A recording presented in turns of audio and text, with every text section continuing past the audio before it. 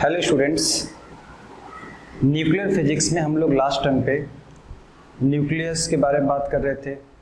Nucleus के अंदर क्या क्या होता है, न्यूट्रॉन प्रोटॉन की बात कर रहे थे, है कि नहीं।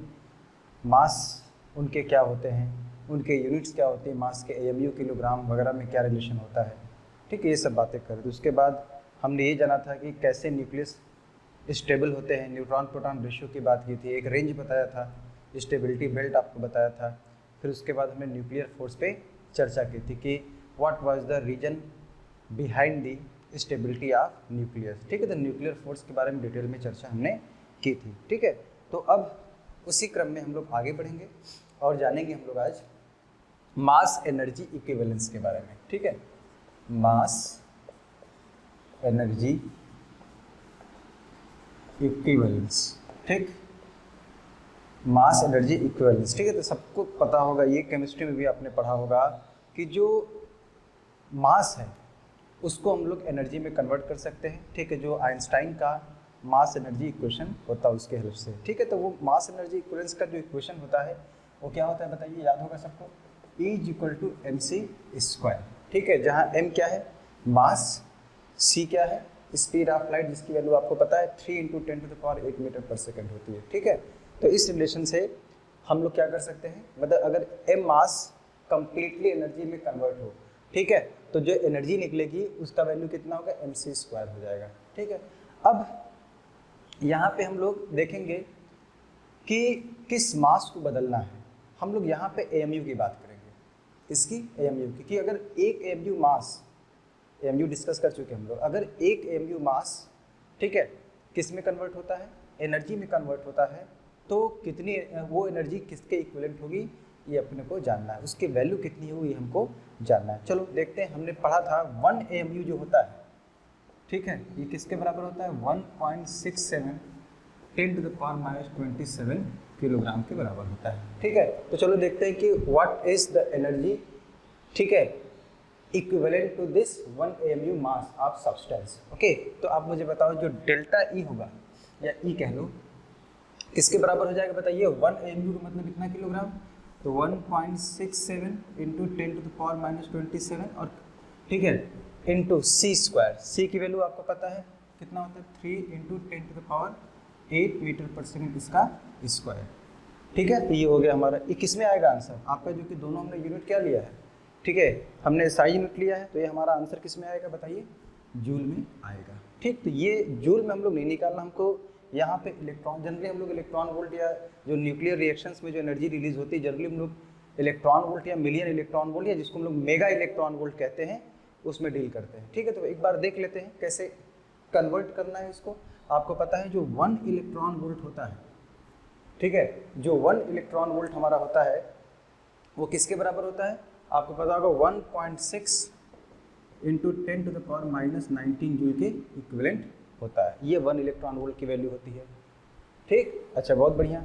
अब अगर इसको मैं ऐसे भी लिख सकता हूँ, ठीक, और 1 mega electron volt MEV, MEV का मतलब क्या हुआ, मिलियन इलेक्ट्रॉन वोल्ट या मेगा इलेक्ट्रॉन वोल्ट, ठीक है, मेगा इलेक्ट्रॉन वोल्ट या मिलियन इलेक्ट्रॉन वोल्ट। तो 1 मेगा इलेक्ट्रॉन वोल्ट, मेगा का मतलब 10⁻6, तो हो जाएगा 1.6 × 10⁻⁻19 × 10⁻, ठीक है, 6, यानी इतना जूल हो जाएगा, ठीक है, मतलब कितना 1.6 × 10⁻13 जूल हो जाएगा। तो 1 मेगा इलेक्ट्रॉन वोल्ट इतने जूल के इक्विवेलेंट हो गया, ठीक है। अब अगर 1 AMU एनर्जी रिलीज हुई, अब सॉरी, अगर 1 AMU मास को आपने किस में कन्वर्ट किया, एनर्जी में कन्वर्ट किया, ध्यान दीजिएगा आप लोग, अगर 1 AMU मास को आपने कन्वर्ट किया, ठीक है, तो इतना जूल एनर्जी रिलीज हुई। अब इसको हम लोग किसको कन्वर्ट करना, मिलियन इलेक्ट्रॉन वोल्ट में, तो 1 मिलियन इलेक्ट्रॉन वोल्ट इतने जूल के बराबर है, या इतना जूल जो है कि 1 मिलियन इलेक्ट्रॉन वोल्ट के बराबर होगा, ठीक है। तो इतना जूल कितने मिलियन इलेक्ट्रॉन वोल्ट के बराबर होगा, डिवाइड कर सकते हैं। तो इसका मतलब जो 1 डेल्टा E जो होगा हमारा, यहाँ से बताइए कितना हो जाएगा, 1.67 × 10⁻⁻27 × 3 × 10⁸ का स्क्वायर, ठीक है, डिवाइडेड बाय दिस वन 1.6 × 10⁻13, ठीक है, ये हो जाएगा इतना मिलियन इलेक्ट्रॉन या मेगा इलेक्ट्रॉन वोल्ट हो जाएगा। जब इसको हम लोग सॉल्व करते हैं तो आपको याद होगा ये लगभग कितना आता है, ठीक है, 931.5 मेगा इलेक्ट्रॉन वोल्ट या मिलियन इलेक्ट्रॉन वोल्ट इसकी वैल्यू मेरे भाई आती है। ठीक है, इतना वैल्यू हमारा आता है। क्लियर? अच्छा, बहुत बढ़िया। अब क्या पता चला इससे, क्या मैं बताना चाह रहा हूँ कि अगर एक 1 AMU मास कंप्लीटली, अगर 1 AMU मास मेरे भाई कंप्लीटली किस में कन्वर्ट होता है, एनर्जी में कन्वर्ट होता है, तो वो एनर्जी किसके इक्विवेलेंट होगी, किसके बराबर होगी, 931.5 मिलियन इलेक्ट्रॉन वोल्ट होगी। ठीक है, तो आपको that is 1 AMU mass is equivalent, ठीक है, equivalent to 931.5 mega electron volt energy, या इसको मिलियन इलेक्ट्रॉन दिया। देखो कभी कभी 931 भी लिख देते हैं, 0.5 हटाते हैं, उससे कोई फर्क नहीं पड़ेगा। ठीक है, तो 931 ले लो या 931.5 ले लो, इससे कोई फर्क नहीं पड़ता है। ठीक है, चलिए बहुत बढ़िया। अब हम लोग आगे बढ़ते हैं।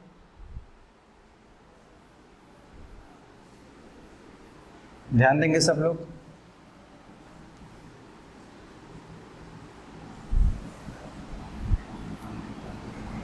अब जानेंगे हम लोग मास डिफेक्ट के बारे में। ठीक है, मास डिफेक्ट, ये जो मास डिफेक्ट का टर्म है आखिर ये क्या है, डेल्टा एम से इसको इंडिकेट करते हैं। ठीक है, देखो मास डिफेक्ट किसको कहते हैं, देखो ऐसा देखा जाता है, प्रैक्टिकल बात है ये, समझिएगा ध्यान से। ऐसा देखा जाता है कि जो न्यूक्लियस का मास होता है वो हमेशा जो उसके कॉन्स्टिट्यूएंट पार्टिकल्स होते हैं, न्यूक्लियस के कॉन्स्टिट्यूएंट पार्टिकल्स का मतलब न्यूक्लियॉन्स, तो किसी भी न्यूक्लियस का जो मास होता है, ठीक है ना, किसी भी न्यूक्लियस का मेरे भाई जो मास होता है वो जो उसके कॉन्स्टिट्यूएंट पार्टिकल्स हैं, मतलब न्यूक्लियॉन्स जो है, प्रोटॉन प्लस न्यूट्रॉन, उनके कुल मासेस के सम से हमेशा कम होता है। आपको ऐसा लगेगा कि जैसे मान लो कार्बन है, तो कार्बन में कहोगे सर कार्बन है तो इसमें 6 प्रोटॉन 6 न्यूट्रॉन हो गए, ठीक है, 6 कार्बन 12, ठीक है, ये इतना हो गया। अब ये हमारा न्यूक्लियस होगा, कार्बन न्यूक्लियस है, ठीक, ये क्या है, कार्बन न्यूक्लियस। तो ये किससे मिलके बना है, 6 प्रोटॉन प्लस 6 न्यूट्रॉन से मिलके बना है। तो अगर हम लोग 6 प्रोटॉन और 6 न्यूट्रॉन का कुल मास निकालें तो कितना होगा, 6 times mass of proton plus 6 times mass of neutron, ये कुल मास हुआ। अब ये इसी से मिलके ये बना है, तो जो न्यूक्लियस बना इसी 6 प्रोटॉन और 6 न्यूट्रॉन से मिलके न्यूक्लियस बनाते हैं। इसका मास मैंने निकाला क्या, मतलब ये हमारा मास ऑफ न्यूक्लियस आ गया Mn, ठीक है, ये मास ऑफ न्यूक्लियस आ गया, ठीक, ये हमारा कुछ आया। अब तो आपको क्या लगता है, आपको ऐसा लगना चाहिए कि सर चूंकि जो इन्हीं दोनों से मिलकर ये बना है तो इसका मास एग्जैक्टली इसके बराबर होना चाहिए। भाई इन्हीं दोनों, यही दोनों कंबाइन होकर ये बनाए हैं, तो इसका मास और इसका मास बराबर होना चाहिए, लेकिन ऐसा नहीं होता। ऐसा देखा गया है कि जो न्यूक्लियस का जो मास होता है, एक्चुअल मास, वो हमेशा जो उसके कॉन्स्टिट्यूएंट पार्टिकल्स हैं उसके मास से हमेशा कम होता है। ठीक है, तो मास में जो डिफरेंस होता है उसी को अपन लोग क्या बोलते हैं, मास डिफेक्ट बोलते हैं। तो ये मास डिफेक्ट ऐसा नहीं कि 1 किलोग्राम 2 किलोग्राम आ जाएगा, ठीक है, बहुत मामूली सा, ठीक है, बहुत बहुत बहुत छोटा मास डिफेक्ट आता है। बात समझ में आ रहा है कि नहीं? तो आप क्या बोलोगे, इट इज ऑब्जर्व दैट, मैं लिख देता हूँ सारी बातें, it is observe that mass of, ठीक है, a nucleus, mass of a nucleus is always less than, ठीक है, that of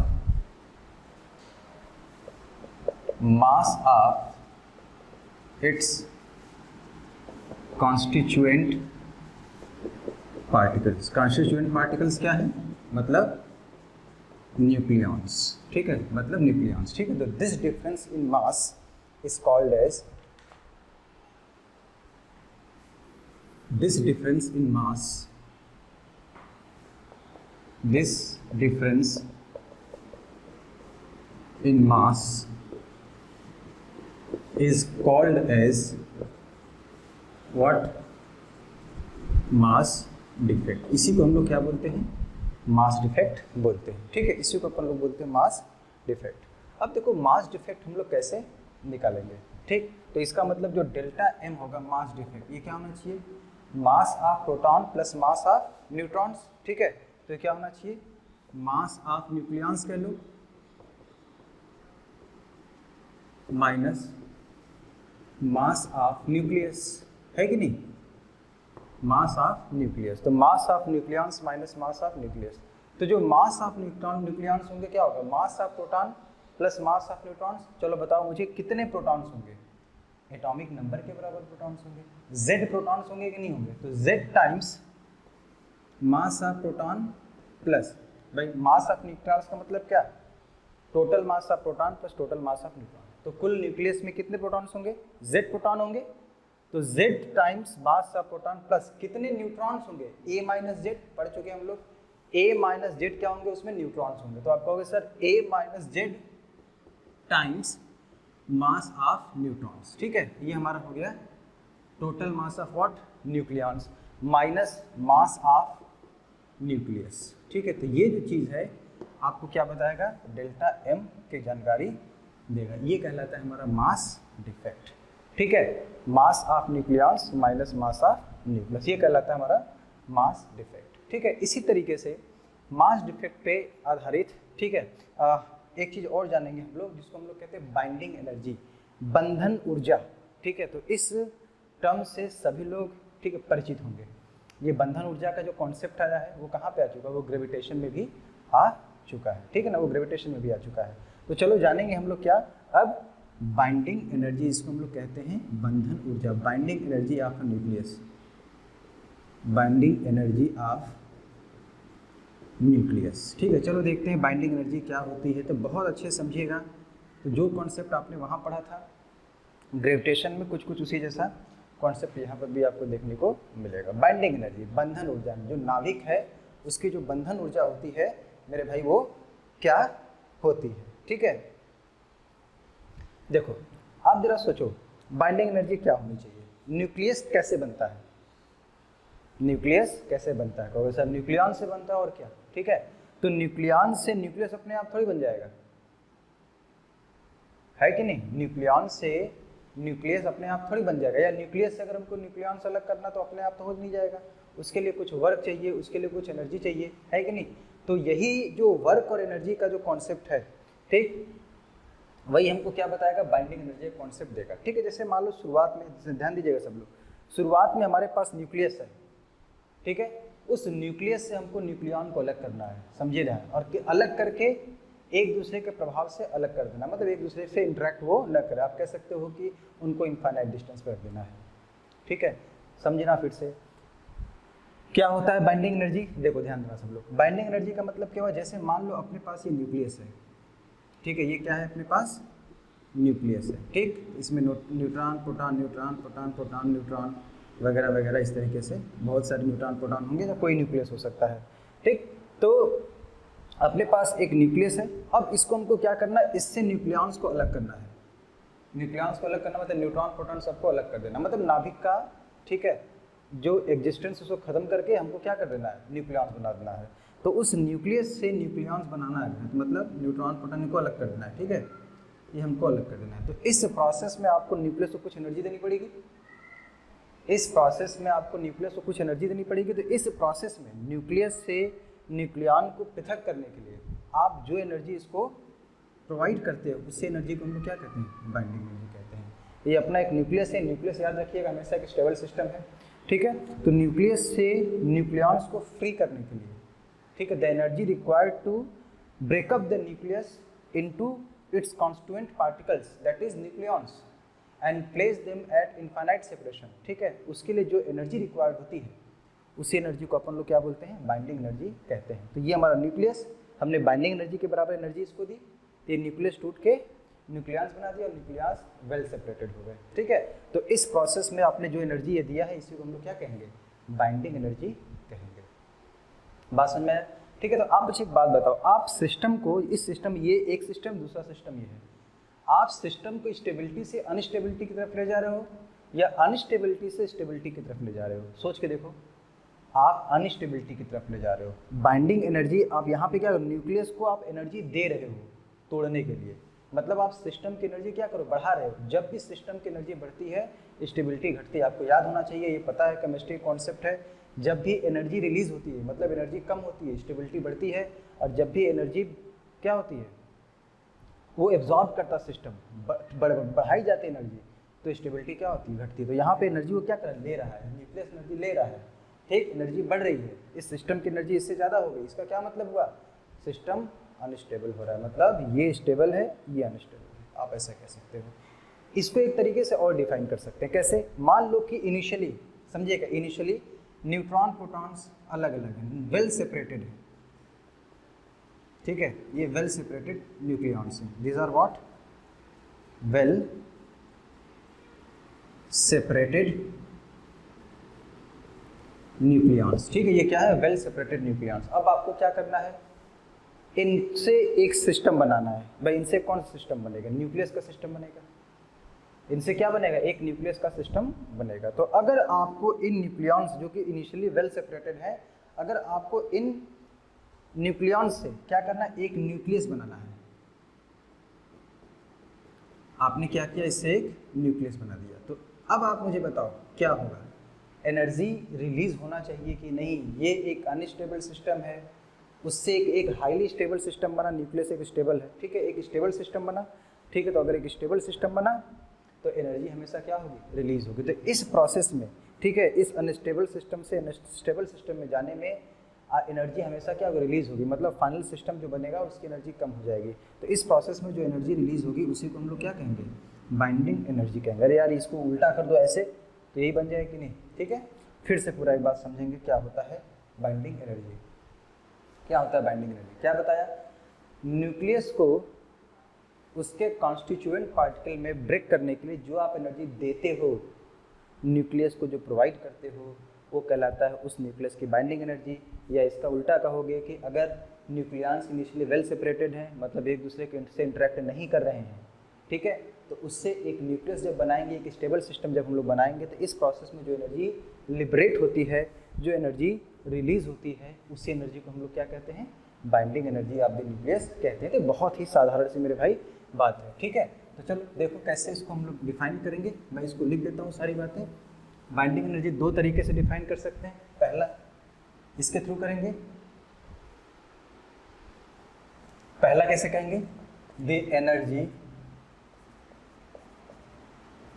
energy required to break up, break up समझते हैं सब लोग, ठीक, तोड़ना, ठीक, the energy required to break up a nucleus into its constituent particles कौन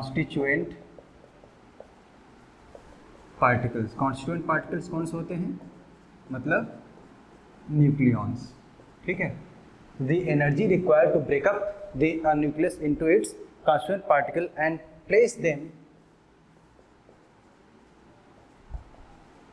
at infinite separation,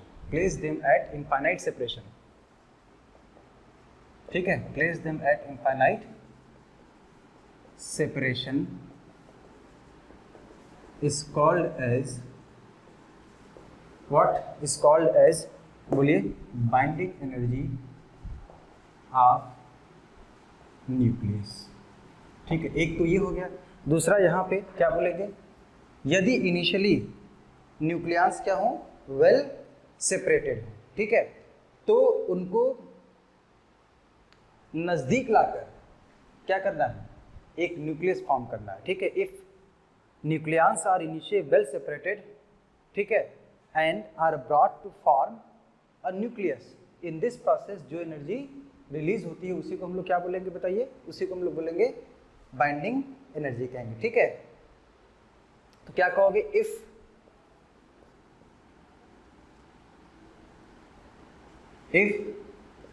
the nucleons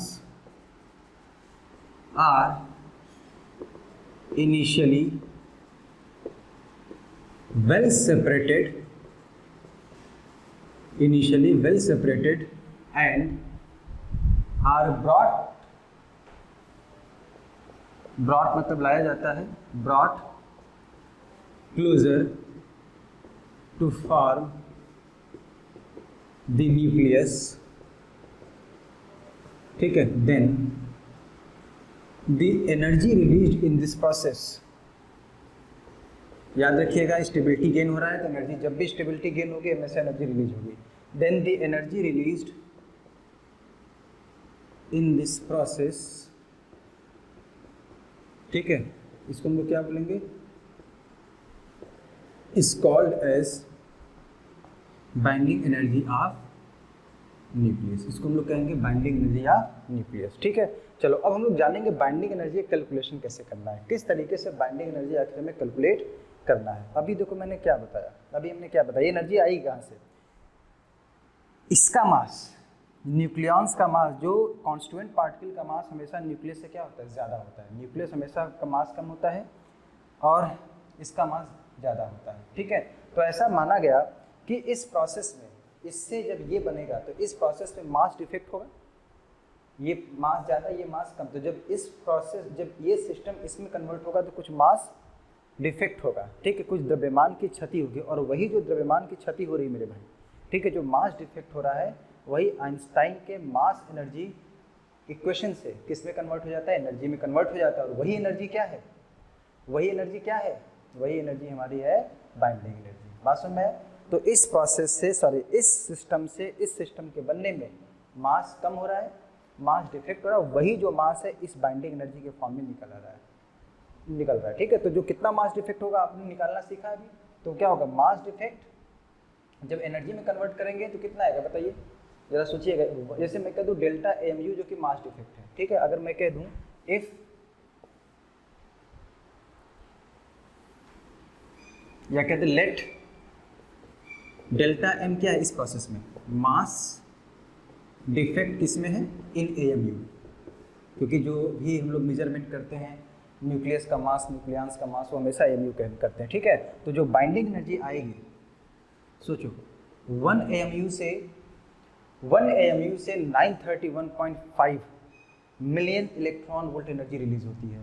तो अगर डेल्टा एम एएमयू होगा मास डिफेक्ट, तो बताइए कितना निकलेगा बाइंडिंग एनर्जी, ठीक है, जो एनर्जी रिलीज होगी वही बाइंडिंग एनर्जी है, वो कितनी हो जाएगी, delta m into 931.5 mega electron volt energy निकलेगी, ठीक है।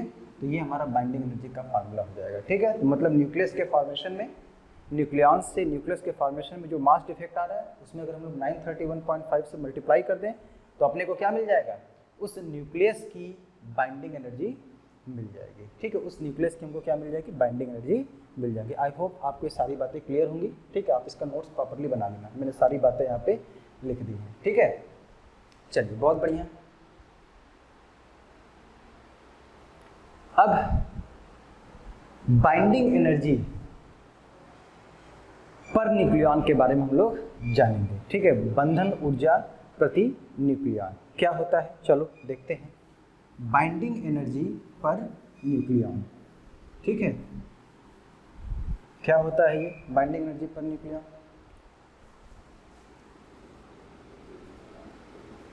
बाइंडिंग एनर्जी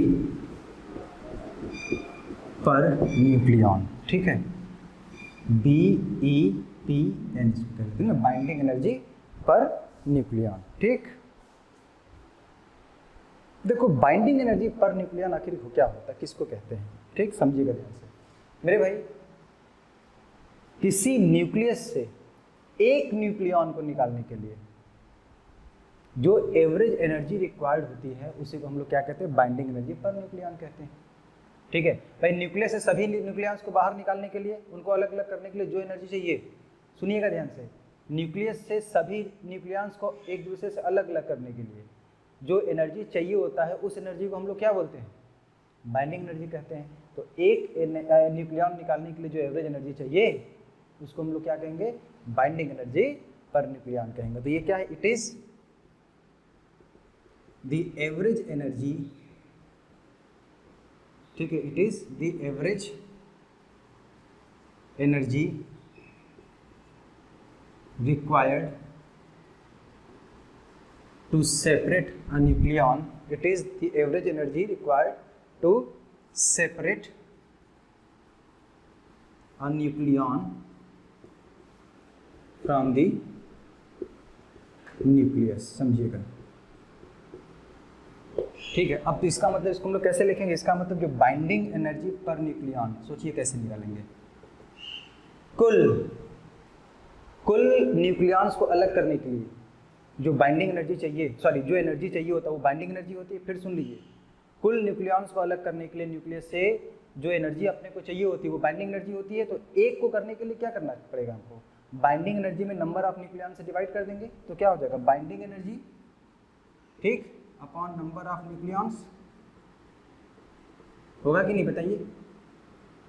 यानी बाइंडिंग एनर्जी पर न्यूक्लियॉन जो होगा, सोचिए किसके बराबर होगा, बताइए बाइंडिंग एनर्जी किसके बराबर था। अगर हमको मास डिफेक्ट पता हो तो काम चल जाएगा। मास डिफेक्ट होता है delta m into 931.5 million electron volt divided by number of nucleons कितने होते हैं। नंबर ऑफ न्यूक्लियॉन्स जो होते हैं ठीक है वो मास नंबर के बराबर होता है, number of proton plus number of neutrons, ठीक है यही नंबर ऑफ न्यूक्लियॉन्स हुए ठीक, और number of protons plus number of neutrons ये किसके बराबर हो गए, मास नंबर के बराबर हो गए। तो डिवाइडेड बाई ए कर देंगे, मतलब मास नंबर। तो इस तरीके से हम लोग क्या करते हैं, बाइंडिंग एनर्जी पर न्यूक्लियॉन निकाल लेते हैं। ठीक है,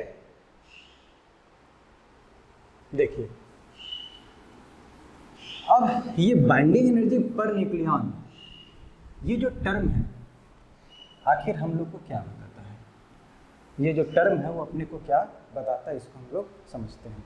ठीक है, देखिए जो बाइंडिंग एनर्जी पर न्यूक्लियॉन है ठीक है is a measure of stability of nucleus. किसी नाभिक के स्थायित्व का जो पैमाना है वो क्या है, बंधन ऊर्जा प्रति न्यूक्लियॉन है। ठीक है, बाइंडिंग एनर्जी पर न्यूक्लियॉन क्या है, ये किसी न्यूक्लियस की स्टेबिलिटी का पैमाना है। कहने का मतलब ये है जो स्टेबिलिटी ऑफ न्यूक्लियस है, जो stability of nucleus is directly proportional to what, binding energy per nucleon. इसका मतलब अगर किसी न्यूक्लियस का बाइंडिंग एनर्जी पर न्यूक्लियॉन ज़्यादा है तो उस न्यूक्लियस की स्टेबिलिटी भी क्या होगी, ज़्यादा होगी।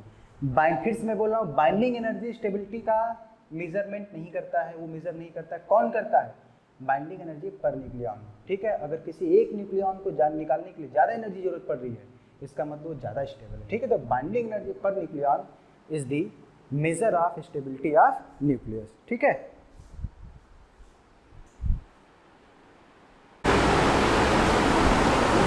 देखो बाइंडिंग एनर्जी पे कुछ अच्छे सवाल कर लेते हैं, बाइंडिंग एनर्जी और बाइंडिंग एनर्जी पर न्यूक्लियॉन पे। जैसे देखो आप यहाँ पे पहला सवाल क्या लिखा है, binding energy of nuclei X4 Y10 and Z18।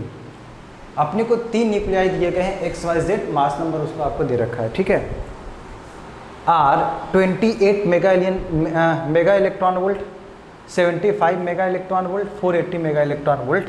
ठीक है, रिस्पेक्टिवली।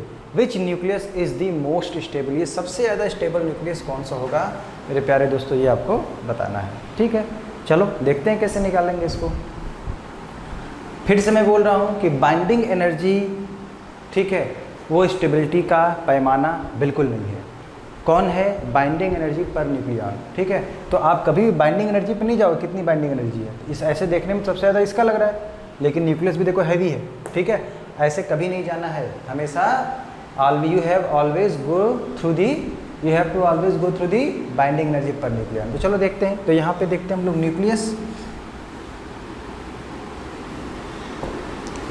न्यूक्लियस ठीक है, ये हो गया X, ये हो गया Y और ये हो गया Z। यहाँ देखते हैं बाइंडिंग एनर्जी कितनी कितनी है, X का कितना है बताओ आप, 28 मेगा इलेक्ट्रॉन वोल्ट, ये 75 और वो कितना है 480। ठीक है, अब देखेंगे क्या जो स्टेबिलिटी बताता है बाइंडिंग एनर्जी पर न्यूक्लियॉन। देखिए कैसे निकालोगे, तो देखो X4 है तो इसका मतलब क्या करेंगे, binding energy upon number of nucleons होता है, मास नंबर होता है, तो बाइंडिंग एनर्जी कितना है बताइए, 28 अपॉन व्हाट 4, हो जाएगा 7 मेगा इलेक्ट्रॉन वोल्ट, ऐसा आएगा। अच्छा बात करते हैं वाई की। कितना है देखो बाइंडिंग एनर्जी 75। आप मुझे बताओ कितना इसका मास नंबर है, कितने न्यूक्लियॉन से 10, तो हो जाएगा 7.5, ठीक है, mega electron volt. And finally जो सबसे ज़्यादा दिख रहा है देखो 480 अपॉन, देखो कितना है 80, इसका मास नंबर कितना हो जाएगा, कट गया, 6 मेगा इलेक्ट्रॉन वोल्ट आया। ठीक है, अब आप देखो ऑर्डर सबसे ज़्यादा बाइंडिंग एनर्जी किसकी है, वाई की, उससे कम एक्स की, और सबसे कम इस बार जेड का है। क्या पता चलेगा, ये सबसे ज़्यादा स्टेबल, ये उससे कम, ये लीस्ट स्टेबल। तो आप क्या कहोगे, ऑर्डर ऑफ स्टेबिलिटी जो होगा, ऑर्डर ऑफ स्टेबिलिटी आप सभी लोगों को समझ में आ गया होगा, क्या है, सबसे ज़्यादा इसका y, उससे कम किसका x, और सबसे कम कौन, z। ठीक है, सबसे ज़्यादा y, उससे कम सबसे ज़्यादा y, उससे कम x, और सबसे छोटा जो बर्निंग एनर्जी पर न्यूक्लियन वो z का है, तो वो लिस्ट स्टेबल हुआ। ठीक है, दूसरा बहुत बढ़िया सवाल है। ठीक है, इस सवाल को आप समझ जाओगे तो बाइंडिंग एनर्जी में जो कुछ कन्फ्यूजन होता रहता है वो सब खत्म हो जाएगा। क्या लिखा है, पढ़ लो एक बार। A nucleus has binding energy of 100 mega electron volt. ठीक, इट फर्दर, ठीक है, releases 10 mega electron volt energy. What is the binding energy of new binding energy of the nucleus. ठीक है, जरा सोचिए क्या हो रहा होगा। पहले न्यूक्लियॉन्स रहे होंगे, ये इससे क्या बना मान लो, पहले x बन गया। ठीक है, इसकी बाइंडिंग एनर्जी कितनी दे रखी है, मान लो 100 मिलियन इलेक्ट्रॉन वोल्ट, ये दे रखा है, देखो लिखा ना, the nucleus has binding energy of 100 mega electron volt. मतलब इससे x बनने में, ठीक है, इस जब ये x का बाइंडिंग एनर्जी पर न्यूक्लियस, सॉरी बाइंडिंग एनर्जी कितना 100 मिलियन इलेक्ट्रॉन वोल्ट है। क्या पता चला, इसका मतलब इससे ये बनने में इतना एनर्जी रिलीज हुआ होगा।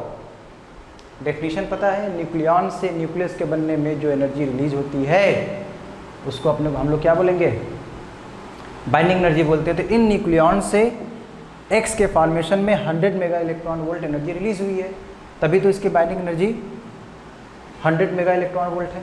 ठीक, अब ये बोल रखा है, ये फर्दर क्या करता है, ये जो न्यूक्लियस बना है further 10 mega electron volt energy release करता है। तो मान लो एक्स से हो गया, ये वाई नया न्यूक्लियस हमारा बन गया, और कितना रिलीज़ किया है बताओ, ये ठीक है, यहाँ पे कितना रिलीज़ किया है 100, और उसके बाद यहाँ पे कितना किया 10 मेगा इलेक्ट्रॉन वोल्ट। जरा सोचिए, तो इसका मतलब इस न्यूक्लियॉन से इस वाई के फॉर्मेशन में कुल कितनी एनर्जी रिलीज हुई है, सोच के देखो।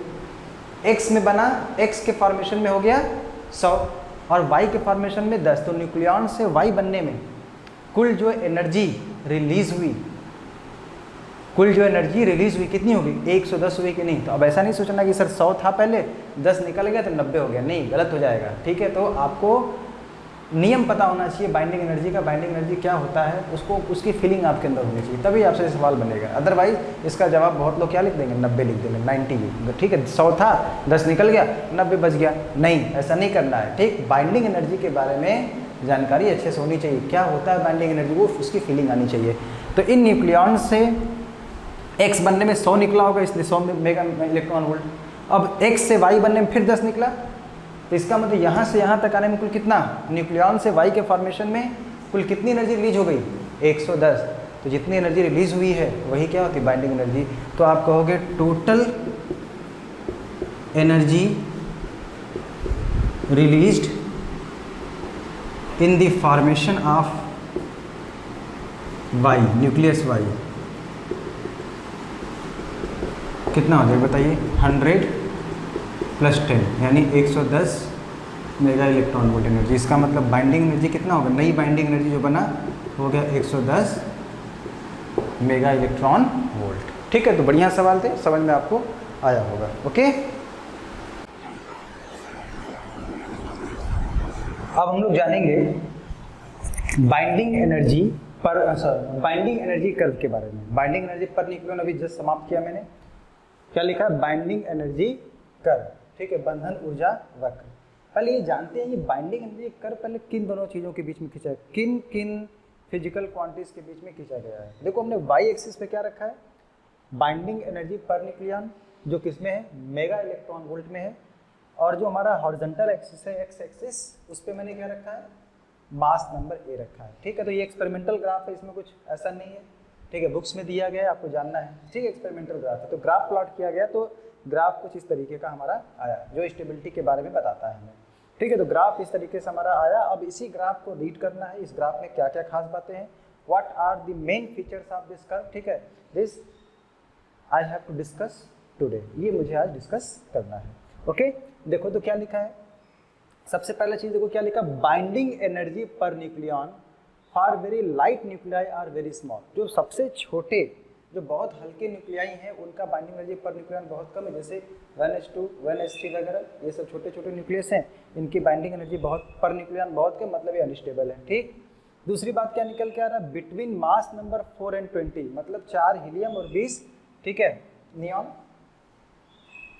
ठीक, between mass number 4 and 20 the curve shows a cyclic recurrence of peak. समझिएगा क्या लिखा, एक बार पढ़ दूं। Between mass number 4 and 20 the curve shows a cyclic recurrence of peaks corresponding to 2He4 4Be9 6 carbon 12 8 oxygen 16 10 neon 20।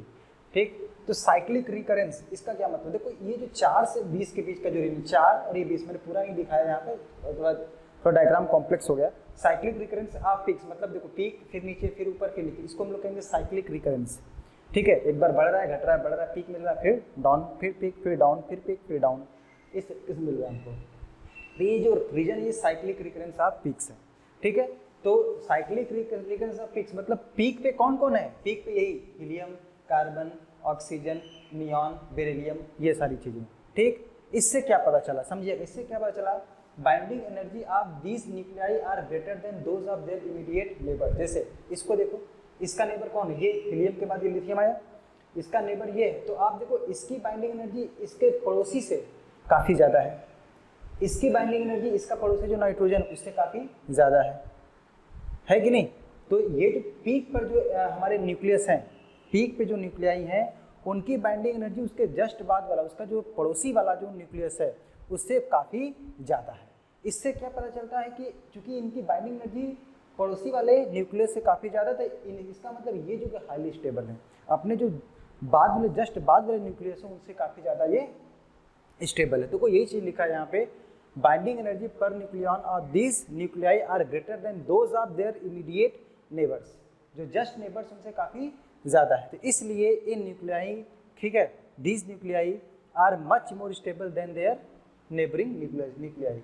इसका मतलब ये जो न्यूक्लियस जो पीक पर है वो अपने पड़ोस वाले जो न्यूक्लियस हैं उनसे काफ़ी ज़्यादा स्टेबल होते हैं। उसका रीजन आप पढ़ते हो, बहुत सारे रीजन्स होते हैं, तो ये केवल ऑब्जर्वेशन है, उसके आधार पर ये बताया गया है कि नहीं। हालांकि रीजन बहुत सारे हैं, क्यों ये न्यूक्लियस है, ठीक, उसका स्ट्रक्चर वगैरह बहुत सारी चीज़ें हैं, लेकिन हमको केवल इसके बारे में जानना है। ठीक, अच्छा, उसके बाद क्या है, देखो अगला फीचर इसका, फॉर 30 to 60, मतलब जो 30 60 का मतलब क्या हुआ, जैसे 30 कहीं यहाँ से स्टार्ट होगा, 60 कहीं यहाँ पर, ये जो रीजन है, ठीक है, तो ये इस रीजन में बाइंडिंग एनर्जी पर निकला ऑलमोस्ट कांस्टेंट है। हमने हालांकि थोड़ा सा ज़्यादा ऐसे बना दिया है, ये इतना नहीं, बहुत सपाट कर जैसा होता है, इस तरीके से ऐसा सपाट जैसा। ठीक है, मतलब इनकी बाइंडिंग एनर्जी लगभग क्या होती है, कांस्टेंट होती है। ठीक, और इनमें जो सबसे ऊपर वाला पॉइंट ये वाला, ये कौन सा है, आयरन का, 26 आयरन 56। इसका मतलब आप देखो इस कर्व में जो सबसे ऊपर जो पॉइंट वो ये वाला है, और इसके करस्पॉन्डिंग जो बाइंडिंग एनर्जी पर न्यूक्लियन होती है वो कितनी होती है, 8.8 मेगा इलेक्ट्रॉन वोल्ट, ये मैक्सिमम होती है। इसका मतलब जितनी भी न्यूक्लियाई है उसमें सबसे ज़्यादा स्टेबल न्यूक्लियस अगर कोई है तो वो कौन सा है बताइए, वो आयरन का है। ठीक, वो किसका है, आयरन का है। ठीक, अच्छा, बहुत बढ़िया। उसके बाद क्या लिखा है, above A is equal to 140, 140 मतलब कहीं इधर आ गया। उसके बाद आप देखो एक स्मूथ डिक्रीज है, उसके बाद क्या है, एक स्मूथ डिक्रीज है, लगातार वो बाइंडिंग एनर्जी पर न्यूक्लियन घटती जाती है, मतलब स्टेबिलिटी उसकी घटती जाती है, और यूरेनियम 238 तक पहुँचते पहुँचते बाइंडिंग एनर्जी कम होकर कितनी रहती है, लगभग 7.6 मेगा इलेक्ट्रॉन वोल्ट। ये हाईली अनस्टेबल हमारा न्यूक्लियस बन जाता है। ठीक है, तो बस आपको इसमें ये कर्व बेसिकली हमको क्या बताता है, कौन सा न्यूक्लियस, किस रीजन में न्यूक्लियस स्टेबल है, किस रीजन में अनस्टेबल है। ठीक है, तो आप समझ सकते हैं जो बीच वाला जो रीजन है यही पीक है ना कर्व का, इसके पहले इसके बाद वाले, मतलब ऐसा नहीं कि यही वाला केवल, ये पूरा जो रीजन है ये वाला। ठीक है, इसमें बाइंडिंग एनर्जी सफिशियंट है, 8.5 के ऊपर है, 8.5 मेगा इलेक्ट्रॉन वोल्ट के ऊपर है, मतलब ये स्टेबिलिटी जोन है। इधर वाले न्यूक्लियाई की क्या है, अनस्टेबल है क्योंकि इनकी बाइंडिंग एनर्जी कम है, और ये जो हल्के न्यूक्लियस है 1s2 1s3 वगैरह, इसी में 2he3 वगैरह भी होगा, ठीक है। तो सबको लिखा नहीं गया है, अदरवाइज डायग्राम में क्लैरिटी नहीं रहेगी, ठीक है। उनकी बाइंडिंग एनर्जी भी बहुत कम है, तो वो भी क्या है, अनस्टेबल। तो इस रीजन में जो न्यूक्लियस है वो भी अनस्टेबल है, इधर वाले जो रीजन में न्यूक्लियाई लाई करेंगे वो भी क्या है, अनस्टेबल है, ठीक है। तो और ये जो रीजन है वो क्या है, या ये वाला पूरा रीजन क्या है, स्टेबल है, ठीक है। अब क्या इस कर्व का इंपॉर्टेंस है, इसको हम लोग समझने का प्रयास करेंगे। देखिए what is the importance of this curve, इसको आप लिख लेना सब लोग, ठीक। इसका स्नैपशॉट भी रख सकते हो आप। देखिए इंपॉर्टेंस क्या है इसका,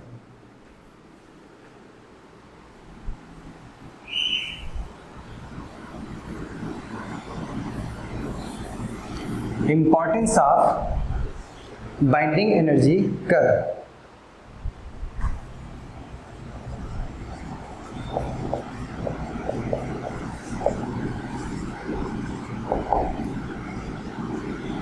ठीक है, क्या इंपॉर्टेंस, पहला इंपॉर्टेंस ध्यान सब लोग समझना, क्या है पहला इंपॉर्टेंस। जब हम लोग हैवी न्यूक्लियर रीजन, ये हैवी न्यूक्लियर रीजन है क्यों, क्योंकि इधर मास नंबर ज़्यादा है। तो जब हम लोग हैवी न्यूक्लियर रीजन से किधर आते हैं, मिडिल रीजन में आते हैं, लाइट, ठीक है। इस हैवी न्यूक्लियर रीजन से मिडिल रीजन में जब हम लोग आते हैं, ध्यान दीजिएगा, जब हम लोग हैवी न्यूक्लियर रीजन से किधर आते हैं बताइए, मिडिल रीजन में आते हैं, ठीक है। तो क्या होता है बताइए, there is a gain in binding energy, binding energy बढ़ रही है। जब हम लोग इस रीजन से इस रीजन में आते हैं तो there is a gain in binding energy, binding energy में क्या हो रहा है, गेन हो रहा है। बाइंडिंग एनर्जी में गेन होने का क्या मतलब हुआ, इसका मतलब स्टेबिलिटी बढ़ रही, मतलब अगर कोई न्यूक्लियस किसी तरीके से इधर आ गया, ठीक है, इधर से इधर आ गया, तो बाइंडिंग एनर्जी में गेन होगा, स्टेबिलिटी बढ़ेगी, स्टेबिलिटी बढ़ेगी तो एनर्जी क्या होगी, रिलीज होगी, हमेशा एनर्जी रिलीज, जब भी स्टेबिलिटी बढ़ेगी एनर्जी रिलीज होगी।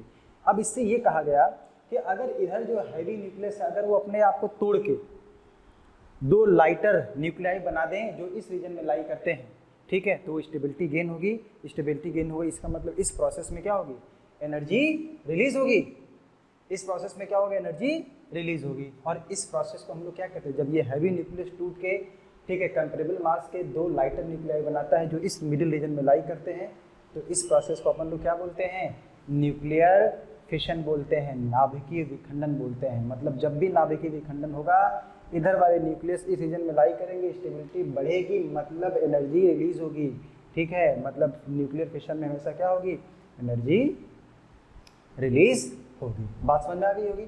तो आप इसको क्या कहोगे बताइए, when we move from heavy nuclei region, मैं लिख देता हूं पूरा, heavy nuclei region to middle region of the plot, middle region of the plot, there is a gain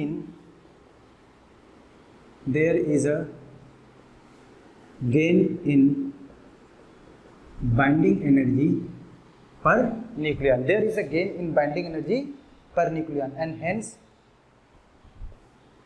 energy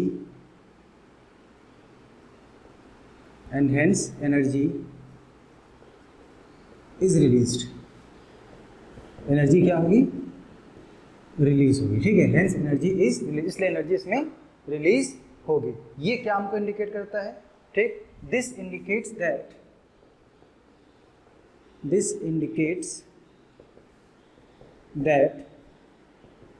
energy can be released when, ठीक है, जब इधर वाला न्यूक्लियस ब्रेक होके इसमें आ जाए, मतलब न्यूक्लियर फिशन हो जाए, ठीक है। When a heavy nucleus breaks into, when a heavy nucleus breaks, ठीक है, into two lighter nuclei two lighter nuclei of comparable mass, मतलब टूटे तो इधर कहीं लाई करे वो, ठीक है, मिडिल रीजन में। और इस प्रोसेस को हम लोग क्या कहते हैं, न्यूक्लियर फिशन कहते हैं। इस प्रोसेस को न्यूक्लियर फिशन कहते हैं। दिस प्रोसेस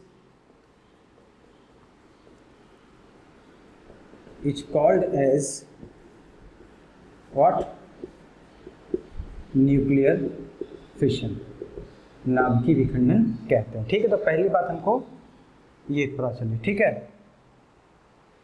ओके, दूसरा हमको देखो क्या पता चलता है, ठीक, जब हम लोग इस रीजन से, जो लाइटर न्यूक्लियाई रीजन, इस रीजन से जब इधर आते हैं, मतलब इधर वाले से इधर आते हैं, तो भी क्या हो रही है, बाइंडिंग एनर्जी पर न्यूक्लियन बढ़ रहा है। ठीक है, जब हम लोग लाइटर न्यूक्लियाई रीजन से भी मिडिल की तरफ जब हम लोग बढ़ रहे हैं, तो भी बताइए बाइंडिंग एनर्जी पर न्यूक्लियन बढ़ रही है, और बाइंडिंग एनर्जी पर न्यूक्लियन बढ़ रही है, इसका मतलब there is again gain in binding energy, और एनर्जी भी रिलीज होगी। अब जरा सोचो, इधर वाले न्यूक्लियस इधर कैसे हो सकते हैं, अगर ये खुद को हैवी कर दें, हैवी कैसे कर सकते हैं, आपस में छोटे छोटे हल्के हल्के नाभिक जुड़कर भारी नाभिक बना दे, और वो भारी नाभिक की तरह इस रीजन में कहीं लाई करने लगे जहाँ पे बाइंडिंग एनर्जी पर न्यूक्लियन ज़्यादा है, तो बताओ क्या होगा, स्टेबिलिटी बढ़ेगी, बाइंडिंग एनर्जी पर न्यूक्लियन बढ़ेगी, एनर्जी रिलीज होगी। ठीक है, इसका मतलब when ever two or more lighter nuclei fuse together to form a heavy nucleus, binding energy per nucleon increases, there is gain in stability, there is stability increases, and hence what will happen, release of energy। और इस process को हम लोग क्या कहते हैं बताइए, नाभिकीय संलयन, न्यूक्लियर फ्यूजन कहते हैं। बात समझ में आई, न्यूक्लियर फ्यूजन कहते हैं। तो आप क्या कहोगे कि when, ठीक है, we move from, ठीक, lighter nuclei region, मतलब इधर से इधर, to heavier side, ठीक है, there is again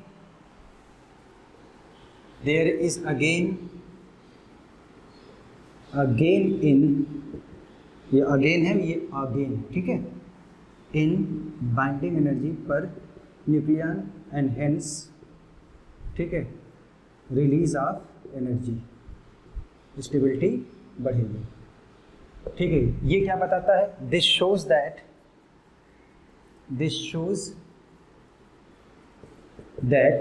ठीक है, whenever two or more lighter nuclei fuse together to form a heavy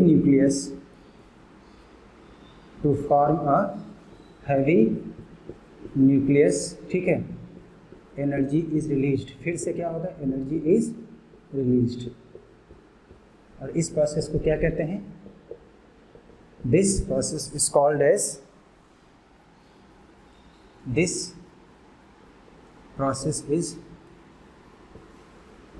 as what, nuclear fusion, Hindi में कहते हैं इसको नाभिकीय विखंडन। फिर से आपके सामने ये सब आएगा रेडियो एक्टिविटी चैप्टर में, जो इसके बाद हम लोग स्टार्ट करेंगे। तो ये पूरा हमारा बाइंडिंग एनर्जी था, बाइंडिंग एनर्जी पर न्यूक्लियन हो गया, बाइंडिंग एनर्जी कर्व के बारे में हमने सारी बात बता दी, कर्व के फीचर्स क्या क्या हैं और उस कर्व का इम्पोर्टेंस क्या है मेरे प्यारे दोस्तों, वो सब मैंने आपको बता दिया। चलिए एक सवाल हम लोग इस पर करके देख लेते हैं जो ट्रिपल ई जेई में आया हुआ है। ठीक है, देखिए क्वेश्चन क्या है, आपको ये कर्व दिया गया है, मास नंबर और ये बाइंडिंग एनर्जी पर न्यूक्लियन। ठीक, तो ये इस तरह कोई कर्व दिया गया है, ये दिया है A, B, C, D, E और ये ढेर सारी न्यूक्लियस आपको दे रखी है इस तरीके से। ठीक है, यहाँ पे A है, यहाँ पे B है, C, D, E है। ठीक है, आपका सवाल ये है, एक ऑब्जेक्टिव क्वेश्चन है,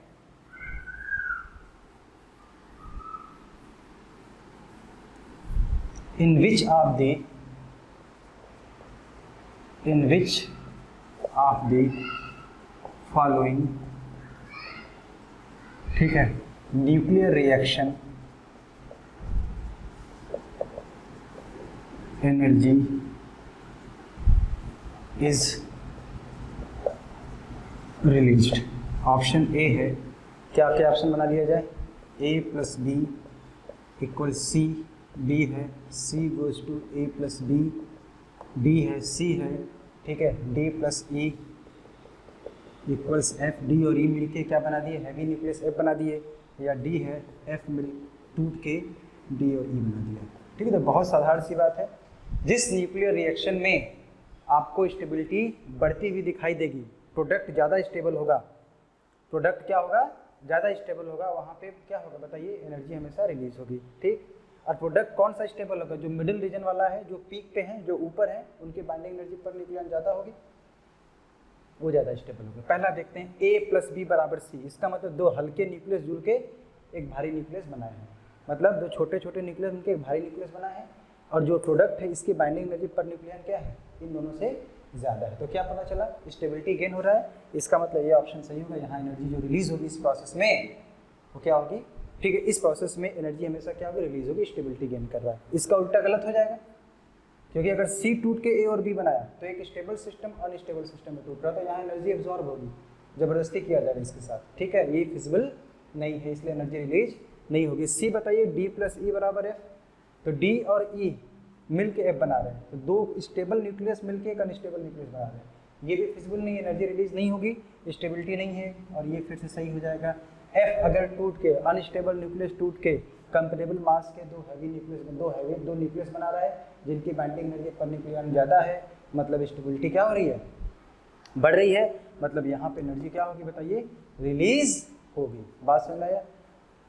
क्लियर है? तो ये हमारा चैप्टर यहीं पे समाप्त होता है। ठीक है, तो न्यूक्लियर फिजिक्स में जो पहला पार्ट था बाइंडिंग एनर्जी कर्व से रिलेटेड न्यूक्लियॉन्स वगैरह, वो हमने पूरा समाप्त कर दिया। अब इसी के आधार पे जो अगला और अंतिम चैप्टर हमारा है, और बहुत इंपॉर्टेंट, थोड़ा लेंथी चैप्टर है, रेडियो एक्टिविटी, रेडियो धर्मिता, उसको हम लोग नेक्स्ट टर्म से शुरू करेंगे। Okay, thank you very much.